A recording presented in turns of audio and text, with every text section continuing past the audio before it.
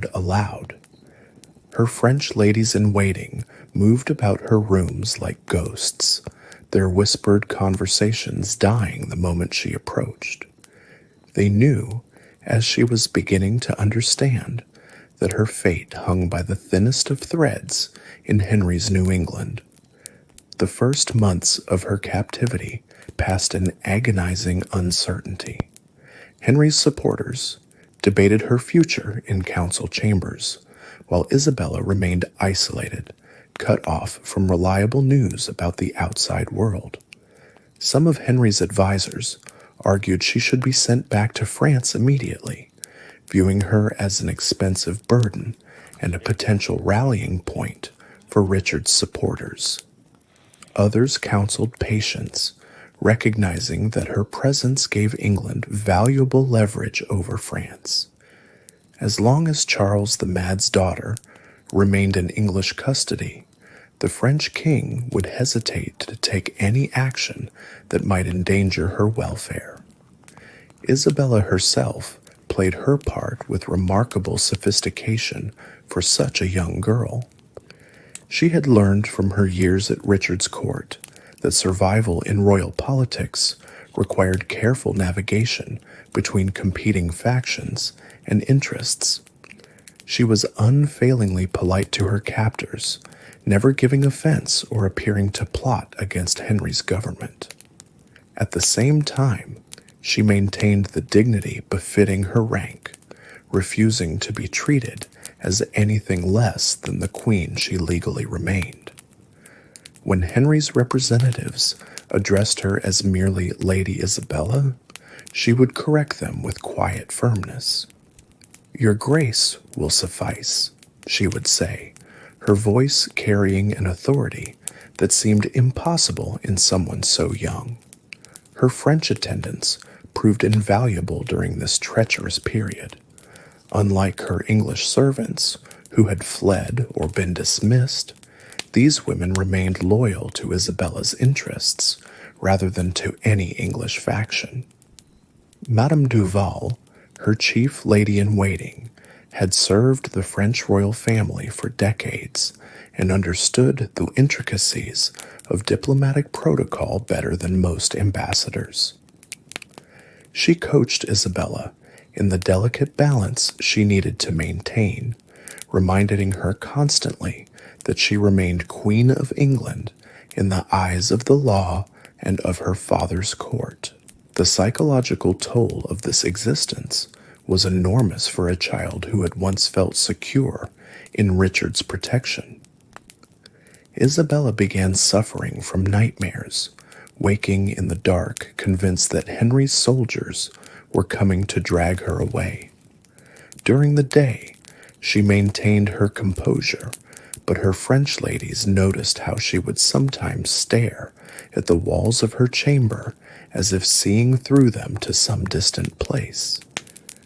She was experiencing what we might now recognize as complex trauma, the result of having her world systematically destroyed and being forced to navigate an environment where her very survival depended on political calculations beyond her control. The news of Richard's death reached the Tower on a gray February morning in 1400s. Isabella was in her private chapel, kneeling before the small altar that Henry had grudgingly allowed her to maintain, when Madame Duval approached with tears in her eyes. The older woman knelt beside Isabella and whispered the news that would change everything.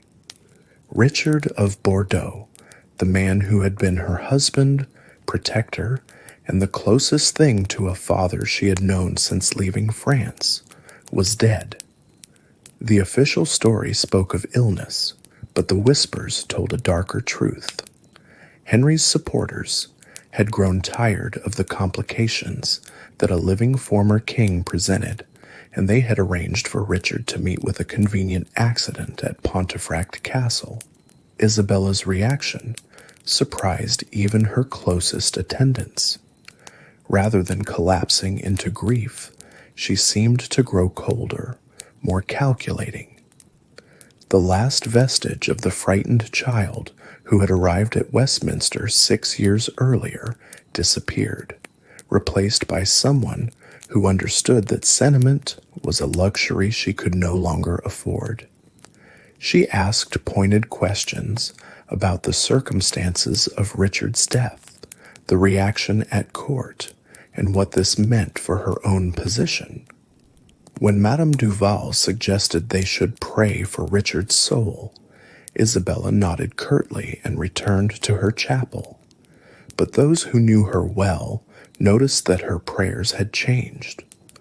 Where once she had prayed for protection and guidance, now she prayed for strength and the wisdom to survive in a world that viewed her as nothing more than a political asset.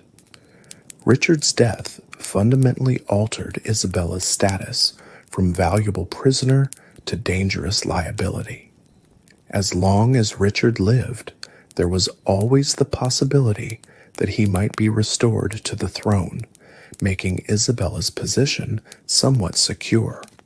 But with Richard dead, she represented both a link to the old regime and a potential source of legitimacy for any future claimant to the English throne. Henry's government began discussing her future with new urgency, recognizing that keeping her indefinitely was neither politically nor financially sustainable. The debates about Isabella's fate revealed the complex calculations that drove medieval diplomacy. Henry's treasurer pointed out that maintaining Isabella's household was costing the crown nearly £1,000 per year, money that could be better spent on consolidating the new regime's power. His military advisors argued that Isabella's presence in England provided a useful bargaining chip in any future negotiations with France. His political counselors worried that sending her back to France might be interpreted as a sign of weakness, while keeping her might provoke Charles the Mad into declaring war. Meanwhile, Isabella was developing her own understanding of these political realities. She had always been intelligent, but her experiences in the Tower were forcing her to think like a diplomat and strategist rather than simply a royal child. She began to understand that her value lay not just in her bloodline, but in her symbolic importance to both English and French politics. This recognition gave her a sense of agency that she had never possessed before. For the first time in her life, she began to see herself not as a victim of circumstances, but as an active participant in the great game of European politics. The winter of 1400 brought a series of rebellions against Henry's rule that would determine Isabella's ultimate fate. The Percy family, who had been instrumental in Henry's rise to power, began to question his fitness to rule. In Wales, Owen Glendower was leading a revolt that threatened to drive the English out entirely. In Scotland, the threat of invasion loomed constantly. Each of these challenges weakened Henry's position and made the question of what to do with Isabella more pressing. Isabella watched these developments with keen interest, recognizing that her future depended on Henry's ability to maintain his grip on power. If he fell, she might find herself used as a legitimizing symbol by his successors. If he survived but remained weak, he might be forced to make concessions to France that could include her return. If he consolidated his power completely, he might feel secure enough to dispose of her permanently. The uncertainty was maddening, but it also provided opportunities for someone clever enough to exploit them. In the spring of 1401, Isabella received her first direct communication from her father's court since Richard's deposition. The message, smuggled in through diplomatic channels, was brief but significant. Charles the Mad, during one of his lucid periods, demanded his daughter's immediate return to France. The tone was unmistakably threatening, making it clear that continued delays would be interpreted as an act of hostility by the French crown. For Henry, already facing multiple rebellions, the prospect of adding war with France to his troubles was unacceptable. The negotiations for Isabella's release began immediately, but they were complicated by questions of protocol and precedent.